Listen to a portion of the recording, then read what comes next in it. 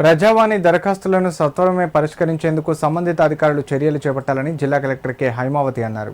సిద్దిపేట సమీకృత జిల్లా కార్యాలయ సముదాయంలోని సమావేశ మందిరంలో నిర్వహించిన ప్రజావాణి కార్యక్రమంలో భాగంగా జిల్లాలోని వివిధ ప్రాంతాల నుండి విచ్చేసిన ప్రజల నుండి అర్జీలను జిల్లా అదనపు కలెక్టర్ లక్ష్మీ కిరణ్తో కలిసి కలెక్టర్ స్వీకరించారు. ఈ సందర్భంగా ఆమె మాట్లాడుతూ ప్రజలు తమ సమస్యలు పరిష్కారం అవుతాయనే నమ్మకంతో ప్రజావాణి కార్యక్రమానికి విచ్చేసి అందజేసిన ఫిర్యాదులను క్షుణ్ణంగా పరిశీలించి అర్హతల మేరకు వెంటనే పరిష్కరించే దిశగా అధికారులు కృషి చేయాలని కలెక్టర్ సూచించారు. జిల్లాలో పరిష్కారం కోసం విచ్చేసిన ప్రజల నుండి మొత్తం 150 దరఖాస్తులు తీసుకున్నట్లు తెలిపారు. అనంతరం ఎల్నినో ప్రభావం వర్షాభావ పరిస్థితులను ఎదుర్కొనేందుకు రూపొందించిన తెలంగాణ జలసిరి వాల్ పోస్టర్ను కలెక్టర్ ఆవిష్కరించారు.